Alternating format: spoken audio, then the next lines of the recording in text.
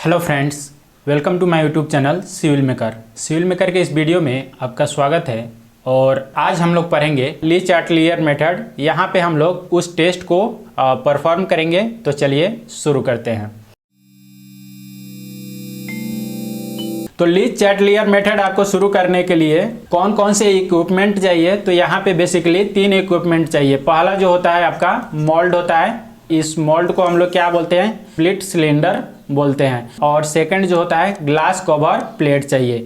Third जो है आपका स्टोन हैविंग वेट 50 ग्राम। ये लाइट वेट है, ब्लैक वाला जो दिख रहा है यही स्टोन का है, लाइट वेट होगा और इसका वेट 50 ग्राम होगा। The Le Chatelier test is conducted on the cement to check its soundness with respect to lime. जैसा कि मैं स्टार्ट में कई बार बता चुका हूं आपको कि ली चार्टलियर टेस्ट के द्वारा हम लोग एक्सेस लाइम के कारण अगर सीमेंट में अनसाउंडनेस क्रिएट हो रहा है, अगर आपका सीमेंट अनसाउंडनेस बन रहा है, तो हम लोग ली चार्टलियर टेस्ट को प्रिपेयर करके पता लगा सकते हैं। ठीक है, but therefore it's gives fair idea about the unsoundness due to lime. Lime के कारण आप अनसाउंडनेस जो मिल रहा है, आपका सीमेंट जो अनसाउंडनेस होगा उसके बारे में आप फेयर आइडिया मिलेगा। अब यहाँ पे इसको हम लोग बोलते हैं स्प्लिट सिलेंडर बोलते हैं। ठीक है, जो मोल्ड है आपका स्प्लिट सिलेंडर है। और इस सीट को हम लोग क्या बोलते हैं, ग्लास सीट बोलते हैं। ये आपका क्या है, लाइट वेट है, जिसका वेट होगा आपका 50 ग्राम। तो सबसे पहले हम लोग ली चार्टलियर एपर्टस के बारे में डिटेल यहाँ पे कॉन्सेप्ट को डिस्कस कर लेते हैं। The lee चार्टलियर apparatus consists of a small split cylinder of spring brass. It is 30 mm in diameter. तो ली चार्टलियर सिलिंड्रिकल स्प्लिट ब्रास का जो डायमीटर होता है कितना होता है, 30 mm होता है। और उसका हाइट जो होगा यानी डेप्थ हम लोग बोल सकते हैं 30 mm ही होता है। On other side of the split are attached 2 indicators arms. तो यहाँ पे हम लोग देख सकते हैं कि ये आपका 2 इंडिकेटर आर्म्स यहाँ तक अटैच है। ठीक है, तो स्प्लिट सिलेंडर से 2 इंडिकेटर आर्म्स जो कनेक्टेड होगा उसका लेंथ आपका यहाँ पे 165 mm होगा। ठीक है, यहाँ पे इसके डायग्राम को बताया गया है।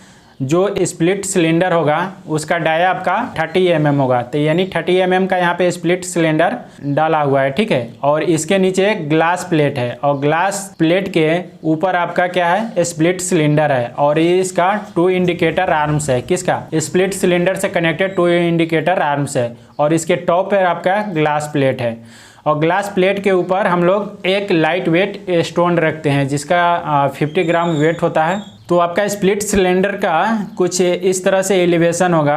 यहाँ पे सवाल आता है कि इस टेस्ट को परफॉर्म करने के लिए हम लोग को एक सीमेंट पेस्ट को बनाना होगा। ठीक है, तो सीमेंट पेस्ट हम लोग बनाने के लिए 100 ग्राम सीमेंट को लेते हैं। और 100 ग्राम सीमेंट लेने के बाद हम लोग को वाटर को डिसाइड करना होगा। तो IS कोड के द्वारा वाटर को डिसाइड किया गया है 0.78 P जो वाटर कंसिस्टेंसी होगा उसका। ठीक है, यानी कि जो हम लोग वाटर कंसिस्टेंसी लेते हैं उसका 0.78 P गुना हम लोग वाटर कंटेंट यहाँ पे लेंगे। तो take 100 gram of cement and make a cement paste of the consistency of 0.78 P where P is the normal consistency water. तो यहाँ पे 100 ग्राम सीमेंट को लेना है और सीमेंट पेस्ट को बनाना है। तो सीमेंट पेस्ट बनाने के लिए आपको वाटर कंसिस्टेंसी कितना होना चाहिए, 0.78 P होना चाहिए। ठीक है, और P क्या बता रहा है यहाँ पे, P is the normal consistency of water. P आपका क्या है, नॉर्मल कंसिस्टेंसी ऑफ वाटर है। और यहाँ पे हम लोग क्या करेंगे, P का वैल्यू 26% लेंगे। ठीक है, तो नेक्स्ट आप यहाँ से क्या करेंगे, यहाँ पे सीमेंट लिया गया है और यहाँ पे वाटर है। ठीक है, अब इसको लेकर हम लोग एक सीमेंट पेस्ट बनाएंगे। सीमेंट पेस्ट बनाने के बाद क्या करेंगे, इसमें the Le Chatelier test is conducted by filling Le Chatelier mould. Le Chatelier test को कंडक्ट करने के लिए हम लोग क्या करते हैं, फिल करते हैं ली चार्टलियर मोल्ड के अंदर सीमेंट पेस्ट को। ठीक है, और उसको फिल करने के बाद हम लोग क्या करेंगे, keep it on glass plate. और उसके बाद हम लोग क्या करते हैं, उस मोल्ड के ऊपर ग्लास प्लेट को रख देते हैं। The minimum 2 Le Chatelier need to prepare in order to accuracy. अब हम लोग इस टेस्ट को प्रिपेयर करने के लिए कम से कम 2 ली चार्टलियर मेथड को प्रिपेयर करते हैं एक साथ। 2 ली चार्टलियर मोल्ड को एक साथ प्रिपेयर करते हैं ताकि आपका टेस्ट का रिजल्ट जो है एक्यूरेसी में मिल सके। ठीक है, cover the mould on top by another glass plate. उसके बाद हम लोग क्या करते हैं, इस मोल्ड के टॉप पे कवर कर देते हैं अनदर ग्लास प्लेट से, ठीक है, जैसे कि इस फिगर में यहाँ पे दिखाया गया है। यहाँ पे ग्लास प्लेट है, ग्लास प्लेट से कवर करने के बाद एक लाइट वेट स्टोन यहाँ पे डाल दिया गया है, ठीक है। The whole assembly is immerse in water at temperature 27 degree Celsius to 30 degree Celsius and kept there for 24 hours. इस मोल्ड को बनने के बाद हम लोग क्या करते हैं, होल्ड मोल्ड को इमर्ज करते हैं वाटर के अंदर, और वाटर का टेम्परेचर आप यहाँ पे लेंगे 27 डिग्री सेल्सियस से लेके 32 डिग्री सेल्सियस तक, जिसको हम लोग 24 आवर के लिए रखते हैं, ठीक है। अब 24 आवर बाद हम लोग क्या करेंगे, the assemble is taken out after 24 hour. Assembly को टेकन आउट करते हैं 24 आवर के बाद, and the distance between the indicator point is measured. उसके बाद हम लोग क्या करते हैं कि यहाँ पे डिस्टेंस को मेजर करते हैं, यानी कि असेंबल को 24 घंटे बाद हम लोग निकालेंगे, और निकालने के बाद हम लोग क्या करेंगे, उसके इंडिकेटर पॉइंट से हम लोग उसको मेजर कर लेंगे। जैसे यहाँ पे L1 डिस्टेंस आपको मेजर किया गया, ठीक है। तो इस पॉइंट को, इस लेंथ को हम लोग यहाँ पे क्या करेंगे, नोट डाउन कर लेंगे। सेकंड में क्या करेंगे कि फिर से इस मोल्ड को, the mould is taken emerge in water bath. उसके बाद हम लोग फिर से इस मोल्ड को वाटर बाथ के अंदर इसको इमर्ज कर देंगे। तो यहाँ पे वाटर बाथ के अंदर पूरे होल्ड मोल्ड को फिर से इस मोल्ड को इमर्ज किया गया।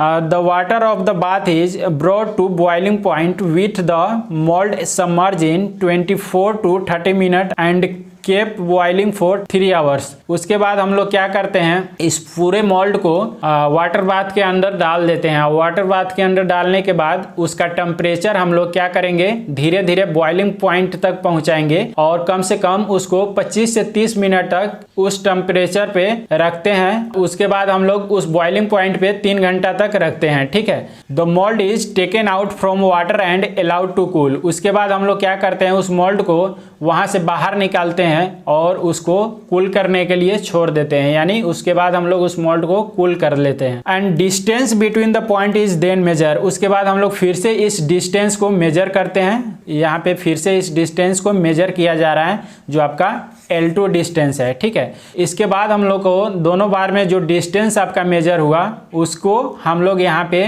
नोट डाउन करेंगे। नोट डाउन करने के बाद क्या करेंगे, the difference between two measurement represents the expansion of cement. जब इस दोनों मेजरमेंट को हम लोग नोट डाउन करेंगे तो नोट डाउन करने के बाद इसके डिफरेंस को देखेंगे। जब डिफरेंस आप यहाँ पे मेजर करेंगे तो जो डिफरेंस आपका आएगा वही क्या होगा, आपका सीमेंट के अंदर एक्सपेंशन को शो करेगा, ठीक है। यानी एक्सपेंशन आपका क्या कर रहा है, जब एक्सपेंशन तभी होगा जब सीमेंट अपना वॉल्यूम चेंज कर रहा है, ठीक है। जब वॉल्यूम चेंज कर रहा है यानी सीमेंट आपका साउंडनेस सीमेंट से क्या बन रहा है, अनसाउंडनेस सीमेंट बन रहा है। अब हम लोग साउंडनेस और साउंडनेस प्रॉपर्टीज में एक चीज भूल गए कि क्या हम लोग कैसे डिसाइड करेंगे, उसका भी एक क्राइटेरिया होता है। सब सीमेंट थोड़ा एक्सपेंशन जरूर करता है।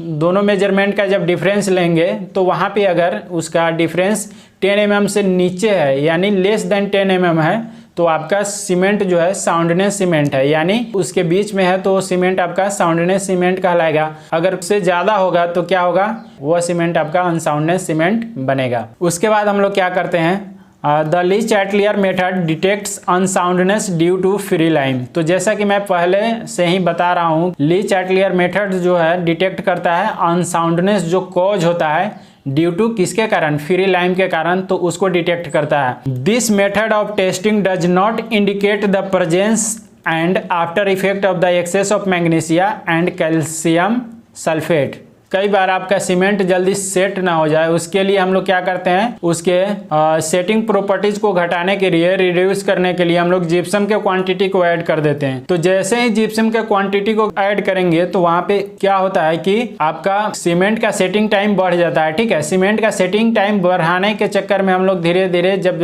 इसमें जिप्सम के क्वांटिटी डालते हैं तो जाने अनजाने में आपका सल्फेट का क्वांटिटी वहां पे एक्सेस में हो जाता है। तो जब सल्फेट के क्वांटिटी आपका एक्सेस में होगा तो सीमेंट आपका अनसाउंडनेस सीमेंट बन गया, ठीक है। तो अनसाउंडनेस सीमेंट का आपको ड्रॉबैक पता है कि वो एक्सपेंशन करेगा, यानी वॉल्यूम को चेंज करेगा। वॉल्यूम जब चेंज होगा तो एक्सपेंशन होगा, एक्सपेंशन होगा तो क्रैक्स आएंगे, क्रैक्स आएंगे तो ड्यूरेबिलिटी स्ट्रक्चर का घट जाएंगे। तो ये सारे ड्रॉबैक होते हैं। और यहाँ पे इस ली चैटलियर मेथड के द्वारा जो हम लोग प्रिपेयर करते हैं, एक्सेस लाइम के द्वारा ही हम लोग इसको पता लगा सकते हैं। और अगर एक्सेस मैग्नीशिया और एक्सेस सल्फेट के कारण है तो ली चैटलियर मेथड आप अनसाउंडनेस प्रॉपर्टीज को एक्सेस लाइम और एक्सेस मैग्नीशिया के कारण नहीं बताएगा, ठीक है। The expansion of cement should not be more than 10 mm for OPC, rapid hardening cement, low heat cement PPC and should not be more than 5 mm for HSE। HSE आपका क्या है? High alumina cement, ठीक है। अगर मान लीजिए कि expansion आपका 10 mm से लेस देन है, तब आपका सीमेंट जो है साउंडनेस सीमेंट होगा। अगर 10 mm से ज़्यादा होगा तो आपका अनसाउंडनेस सीमेंट होगा। तो ये सारे जो होता है क्राइटेरिया OPC सीमेंट के लिए होता है, रैपिड हार्डनिंग सीमेंट के लिए होता है, और आपका लो हीट कैटेगरी सीमेंट के लिए होता है, एंड अगेन आपका PPC सीमेंट यानी पोजलाना पोर्टलैंड सीमेंट के लिए होता है। अगर यहीं पे हाई एल्यूमिना सीमेंट लेंगे तो उसका क्राइटेरिया आपका होना चाहिए 5 mm से ज़्यादा नहीं होना चाहिए, ठीक है। अगर 5 mm से ज़्यादा हो गया तो सीमेंट आपका हाई एल्यूमिना सीमेंट के लिए समझिए कि अनसाउंडनेस सीमेंट है, ठीक है। तो फ्रेंड्स, इस तरह से हम लोग ली चैटलियर मेथड को प्रिपेयर करते हैं। आई होप आपको ये वीडियो पसंद आया होगा। मैं इसी तरह से सिविल इंजीनियरिंग के लिए वीडियो बनाते रहूँगा। और फ्रेंड्स, अगर ये वीडियो पसंद आया तो चैनल को लाइक और सब्सक्राइब कीजिए एंड अपने दोस्तों में ज़्यादा से ज़्यादा शेयर कीजिए। Thank you. जय हिंद।